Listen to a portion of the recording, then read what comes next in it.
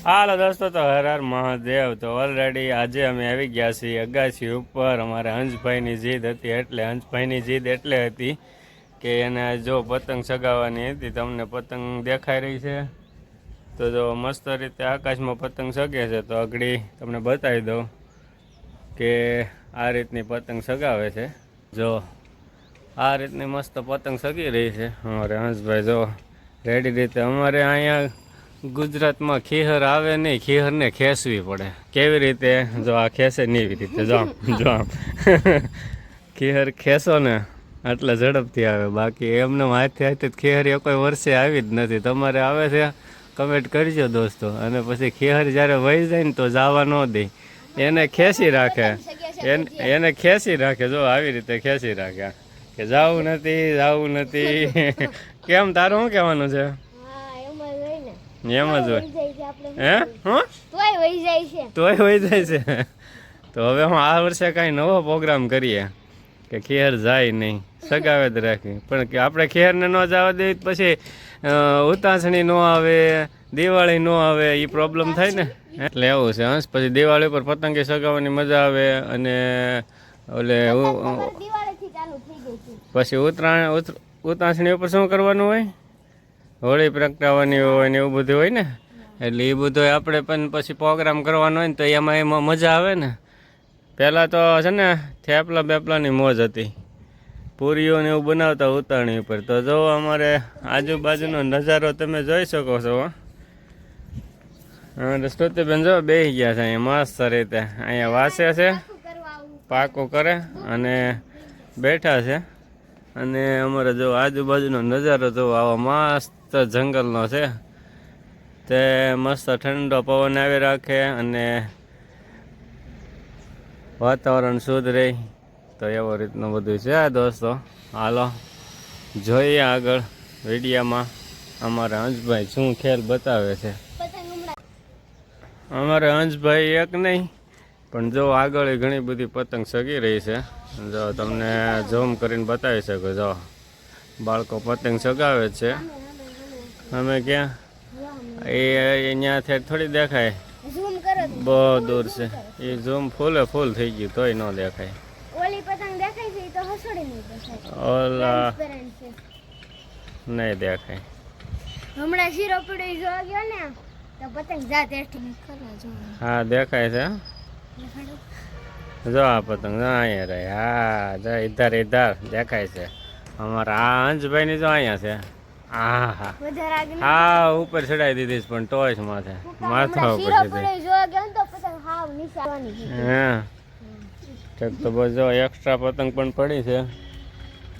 અને શ્રુતિબેન ને ખીહર ખેંચાઈ ગઈ એટલે ગયા જો, અને હાવણીને હુપડી દો જાય કાંઈ ગા।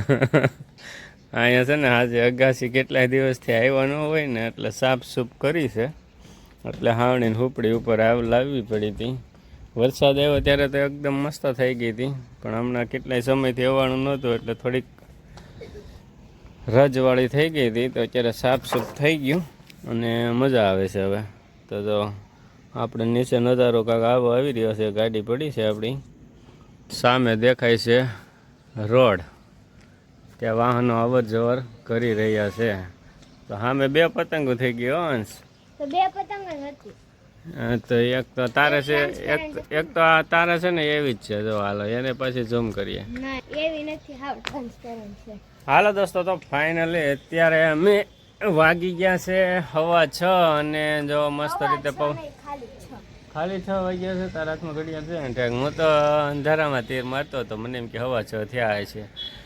તો ફાઇનલી અત્યારે બેસી ગયા છીએ ઠંડો પવન ખાવા માટે। તો કોને કોને અત્યારે ઉતાસણી અને ખીહર ખેંચવાની મોજ આવે છે ને કોણ કોણ પતંગ સગાવા મળ્યા છે તે કોમેન્ટ કરજો। તો બાકી અમારે હવે જો હંસભાઈ ચાલુ કરી દીધું છે ને, એટલે રોજ છે ને સ્કૂલેથી આવીને એટલે 5:30 થી 6:30 સુધી હવે અહીંયા અગાસી ઉપર જ મોજ કરવાની છે। જો આ પોરનું જે હાલે છે બધી પતંગો ને ફિરકી ને બધી હાંસવેલી હોય ને, તમે બધા એ હાંસવી જશે અને ખબર જ હોય વહેલા હેરા ચાલુ કરશું કે વહેલા પતંગો મળશે નહીં, હે? મને તો ક્યાંય દેખાણી નથી, પણ તારું આપણે આમથી અમને એવી નજર ન હોય ને અહીંયા ક્યાંય પતંગોમાં ને એમાં બધે તારું ધ્યાન હોય, અમારું ધ્યાન તો ન હોય. બરાબર ને દોસ્તો? જો દોસ્તો તો મારા પપ્પા પણ હવે ખીર ને ખેવા મળ્યા છે. જો મજા આવે છે ને. અત્યારે પતંગ હારા મારી લેવાની હોય, કાપવા જ ના આવવાનું એટલે મસ્ત પતંગ છે. હા જેમ વાળવી એમ વળે, જે સાઈડ લેવી હોય ની સાઈડ. હજી એક ગ્રીન કલર ની એક નંબર પતંગ છે, ઈ કાલ ચગાવશે. પવન એકદમ ટોપ છે. ખેર ને દિવસે છે ને પતંગ જે પવન જેવો જોઈ ને એવો હોય નહીં. સવારમાં હસોડો ન હોય, બપોર પછી પતંગ તોડી નાખે એવો હોય. હા એટલે બપોર પછી મારા હાથમાં જ નથી રહેતી પતંગ. અને આડા દિવસે પતંગ સગવાની મજા આવે. ખેર ના દિવસે તો પવન જ એક ધારો ન હોય. એટલે જે ખેર ના દિવસે સગાવે ને એક જ દિવસ, એ મસ્ત પતંગ ન સગાવી શકે. અમે તો ખીર વહી ગઈ તોય હજી 25-30 દિવસ સુધી તો પતંગ સગાવીશ. કેવી મસ્ત પતંગ છે. જો મિત્રો કેવી સ્થિર પતંગ છે, એકદમ દેખાય છે. આપણે જો આ સાંજો છે ને પડખે લઈ લેવી છે તો ન્યા હોત આવી જાય. જો આવી ગઈ. હા આવી ગઈ. જો એક ગાય આવી ગઈ પતંગ.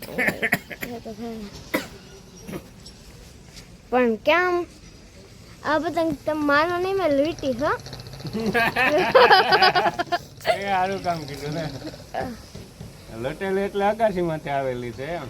હા એમ. એટલે મને એવું લાગતું હતું પેલા મારી પસંદ જ સારી હશે, પણ બીજા બધા મિત્રોની પસંદ સારી છે. ધ્યાન રાખજો જોજો, નકર પછી એક ગાય.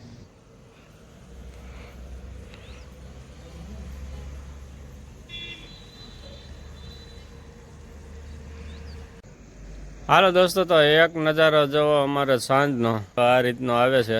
સાંજનો નજારો તો સૂરજ દાદા પણ ડૂબી ગયા છે અને ધીમે ધીમે લાઇટ શરૂ થવા માંડી છે. તો હવે અંધારું થઈ ગયું છે, તો પણ પતંગ પણ નીચે ઉતારવાની તૈયારી થઈ ગઈ છે.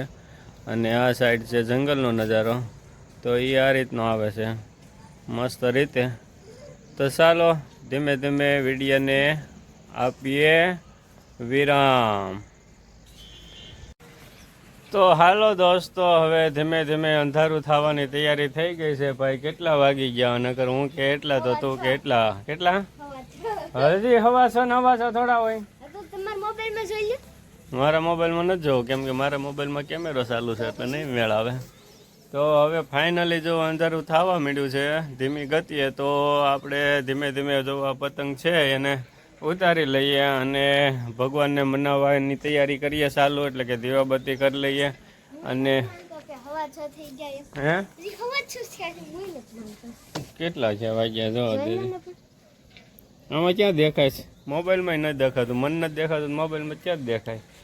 તો દોસ્તો અત્યારે વિડીયોને આપીએ વિરામ.